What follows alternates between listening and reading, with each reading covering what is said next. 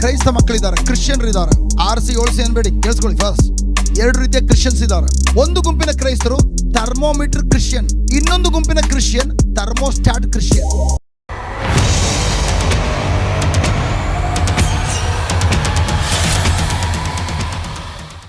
ಒಂದೇ ರೀತಿಯ ಯುದ್ಧವನ್ನ ಇಬ್ಬರು ವ್ಯಕ್ತಿಗಳು ಅನುಭವಿಸ್ತಾ ಇದಾರೆ. ಉದಾಹರಣೆಗೆ ಒಂದೇ ಸಮಸ್ಯೆನ ಇಬ್ಬರು ವ್ಯಕ್ತಿಗಳು ಎದುರಿಸ್ತಾ ಇದಾರೆ.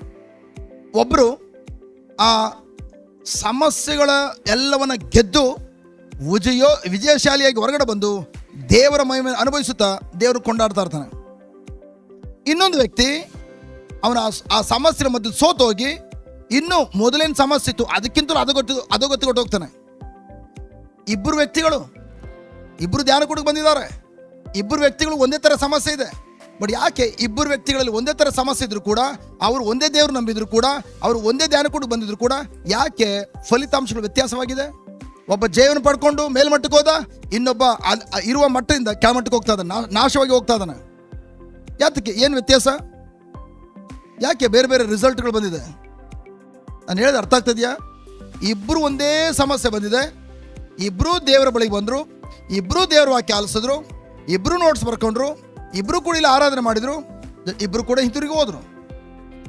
ಬಟ್ ಆದರೆ ಒಬ್ಬರು ಮಾತ್ರ ಜಯ ಪಡ್ಕೊಂಡ್ರು, ಒಬ್ಬರು ಅದನ್ನು ಮೆಟ್ಟಿ ನಿಂತು ದೇವರ ಮಹಿಮೆಯಿಂದ ಮಹಿಮೆಗೆ ಮೇಲ್ಮಟ್ಟಕ್ಕೆ ಹೋಗ್ತಾ ಇದ್ದಾನೆ.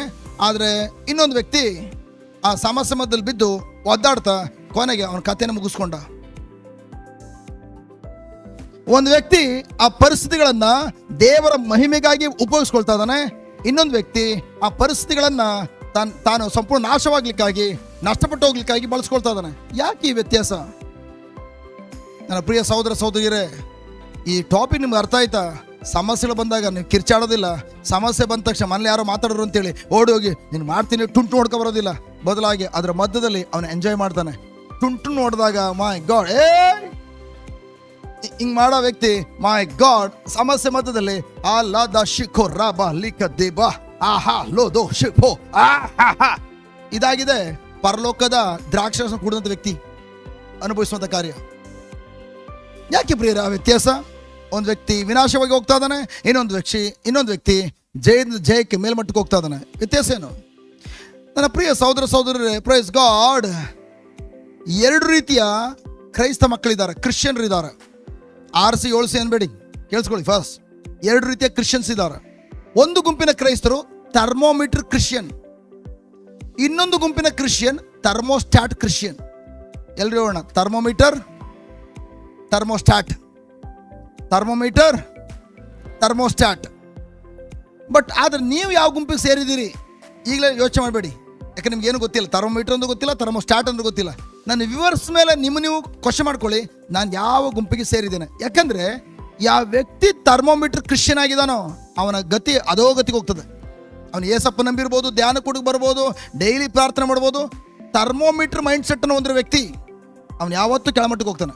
ಅವನು ಎಷ್ಟೇ ಧ್ಯಾನ ಕೂಡಕ್ಕೆ ಬರ್ಬೋದು, ಬ್ರದರ್ಗಳು ಪ್ರವಾದ ನುಡಿಬೋದು, ಅವನು ಕೆಳಮಟ್ಟಕ್ಕೆ ಹೋಗ್ತಾನೆ, ವಿನಾಶ ಆಗ್ತಾನೆ. ಬಟ್ ಥರ್ಮೋಸ್ಟಾಟ್ ಮನಸ್ಥಿತಿಯನ್ನು ಹೊಂದಿರುವಂತಹ, ಥರ್ಮೋಸ್ಟಾಟ್ ಮೈಂಡ್ ಸೆಟ್ ಹೊಂದಿರೋ ವ್ಯಕ್ತಿ ಮೈ ಗಾಡ್ ಯಾವ ಸಮಸ್ಯೆ ಬಂದರೂ ಕೂಡ ಅವನು ಕೆಳಮಟ್ಟಕ್ಕಂತೂ ಹೋಗೋದಿಲ್ಲ. ಸಮಸ್ಯೆಗಳು ಅವನಿಗೆ ಮೆಟ್ಲಾಗಿ ಮಾರ್ಪಡಿಸಿಕೊಂಡು ಒಂದು ಹಂತದಿಂದ ಇನ್ನೊಂದು ಹಂತ ಮೇಲ್ಮಟ್ಟಕ್ಕೆ ಹೋಗ್ತಾನೆ. ಬಟ್ ಪ್ರಶ್ನೆ ಏನಂತಂದರೆ, ನೀವು ಯಾವ ಕ್ಯಾಟಗರಿಗೆ ಸೇರಿದ್ದೀರಿ? ಫಾಸ್ಟ್ ನಾನು ಇವೆರಡನ್ನು ವಿವರಿಸ್ತಾನೆ, ಆಗ ಕೊನೆಯದಾಗಿ ನಾವು ತಾಳೆ ನೋಡೋಣ ನಾನು ಯಾವ ಗುಂಪಿಗೆ ಸೇರಿದವನಾಗಿದ್ದೇನೆ. ನಾವೆಲ್ಲ ಕಿತ್ತಾಡ್ತಾ ಇರ್ತೇವೆ, ಓ ನಾನು RC, ನಿನ್ನ ಪ್ರೊಟೆಸ್ಟೆಂಟು, ನಿನ್ನ ಪೆಂಟಗೋಸ್ಟು, ನಿನ್ನ ಅದು ಇದು ಕಿತ್ತಾಡ್ತವೆ. ಹೇ, ಅದೆಲ್ಲ ಕಿತ್ತಾಡೋದು. ಇಲ್ಲಿ ಕಿತ್ತಾಡೋದು ಈಗ ನಾನು ಥರ್ಮೋಸ್ಟಾಟ್ ಮೈಂಡ್ ಸೆಟ್ಟನ್ನು ಹೊಂದಿರೋ ವ್ಯಕ್ತಿನ, ಥರ್ಮೋಮೀಟರ್ ಮೈಂಡ್ ಸೆಟ್ಟನ್ನು ಹೊಂದಿರೋ ವ್ಯಕ್ತಿನ.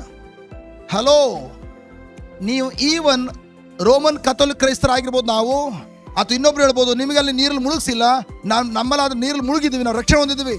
ನೀವು ನೀರಲ್ಲಿ ಮುಳುಗಿರಲಿ ಮುಳುಗದೆ ಇರಲಿ, ನಿಮ್ಮ ಮೇಲೆ ನೀರು ಸಿಂಪಡಿಸಿರಲಿ ಅಥವಾ ಇಲ್ದೇ ಇರಲಿ, ಮೈ ಗಾಡ್ ಅದ್ಯಾವುದು ಪ್ರಿಯರೇ ನಿಮಗೆ ಜೀವನ ಪ್ರಕಟಪಡಿಸೋದಿಲ್ಲ. ಬದಲು ನಿಮ್ಮ ಮೈಂಡ್ ಸೆಟ್ ಥರ್ಮೋಮೀಟರ್ ಕ್ರಿಶ್ಚಿಯನ್ ಆಗಿದ್ರೆ, ಜಸ್ಟ್ ನೀವು RC ಇರ್ಬೋದು, ಪ್ರೊಟೆಸ್ಟೆಂಟ್ ಅಥವಾ ಪೆಂಟಗೋನ್, ಬೇರೆ ಬೇರೆ ಪಂಗಡದಲ್ಲಿರ್ಬೋದು. ಥರ್ಮೋಮೀಟರ್ ಮನಸ್ಥಿತಿ ಹೊಂದಿದ್ರೆ ನೀವು ಯಾವತ್ತೂ ಕೂಡ ಕೆಳಮಟ್ಟಕ್ಕೆ ಹೋಗ್ತೀರಿ. ಈವನ್ ನಾನು ಹೇಳ್ತೇನೆ, ನೆಗೆಟಿವ್ ವಾಸಿ ಆಗಲ್ಲ ನಿಮ್ಮ ಪ್ರೇಯರ್. ಬಟ್ ಥರ್ಮೋಸ್ಟಾಟ್ ಮನಸ್ಥಿತಿ ಹೊಂದಿದ್ರೆ ನೀವೆಲ್ಲೇ ಇರಲಿ ಪ್ರಿಯರೇ, ವಿಶ್ವಾಸಿ ಆಗಿದ್ದಲ್ಲಿ ಮೈ ಗಾಡ್ ನೀವು ಬರುವಂಥ ಸಮಸ್ಯೆಗಳು, ಆ ಸಮಸ್ಯೆಗಳು ನೀವು ಬಲಿ ಆಗೋದಿಲ್ಲ.